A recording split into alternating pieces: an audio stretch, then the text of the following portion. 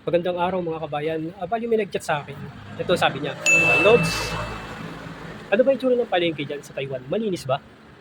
Alam mo sa totoo lang kabayan, ah, halos same lang din sa palengke sa Pinas. Pero para makita nyo, sige, sakto, mamalengke tayo. Pakita ko sa inyo yung tsura ng palengke dito.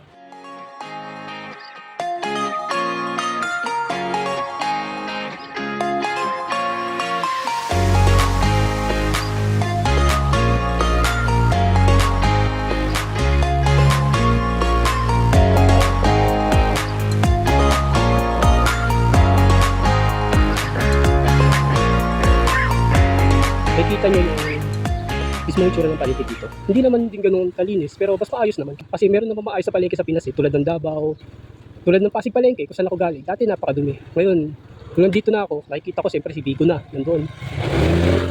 Bali nakikita ko naman sa mga post, kumanda raw. Kumanda raw yung Pasig Palengke.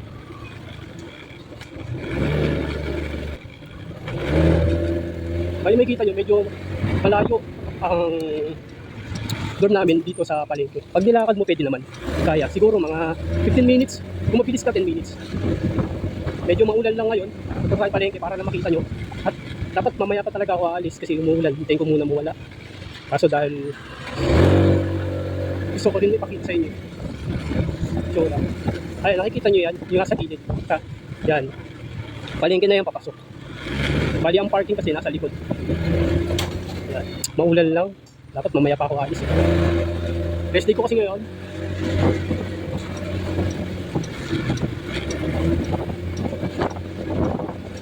Grabe naman ako. Yung parking nandito lang sa gilid. Ayan o. Yan, kaunti lang yung magano. Palengke kasi umulan nga naman. Medyo maulan kasi. Yan ako nag-park.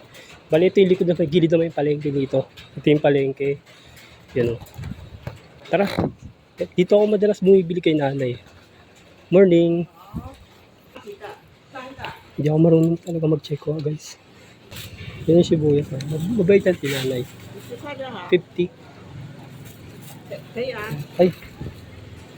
Ito, nakita nyo yung 50 nyo. Ang dami na. Ano. Okay. Thank you. 姜有用吗？这个送你，小小的 yung luya. 20. 可以送你， Yeah, 20. 20.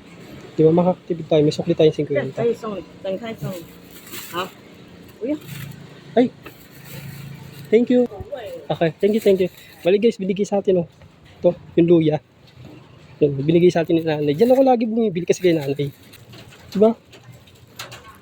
50 ilang piraso to. Sa Pinas, maliit pa yung sibuyas. Dito malaki. Sa mga nandito sa may Zudong, dito kayo bumili kay nanay. Ayun oh. Yan yung pwesto niya. Bumili kayo lagi kay nanay, mabait yan. Laging may libre.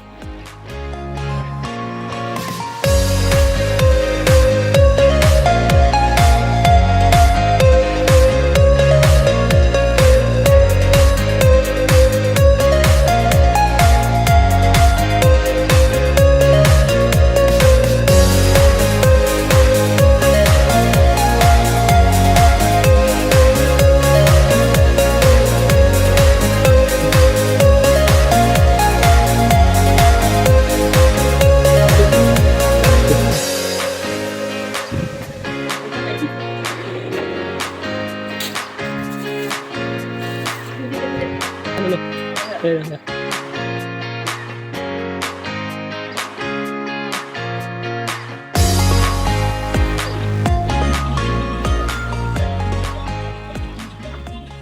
Naparami pala yung 50. Wala nga yan. Kasi, pali uuwi na tayo. Okay naman, di ba? Kaya nakita nyo na yung palengke sa Taiwan, pero hindi lang pare-pareha sa dito. Hindi ganun karumi. Oras-oras may naglilinis.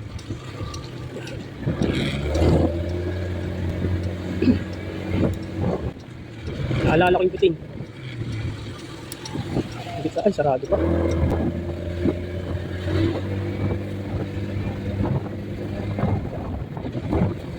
Sarado pa ang bigyan ng puting. Hindi tayo makakapagluto pa lang. Pero alam nyo, dito sa ano namin, sa dorme, bawal magluto talaga.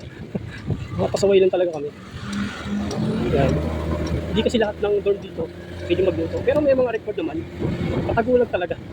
O bakit naman, isumbong nyo naman ako. Alam niyo naman mga dito sa Taywan, patigasan lang talaga ng ulo. Lalo yung pagmumotor. Sa service, pagpapasok ka kasi sa trabaho, kailangan naka-service ka. Record yun kasi baka kung ano mangyari sa'yo, lalo kung papasok ka. Hindi ka pwede pumasok ng nakamotor. Pero kami, ayun nga, sabi ko sa inyo, patigasan na lang talaga ng mukha. Pumapasok pa rin kami kahit nakamotor. Pumapasok kami nakamotor. Wala eh.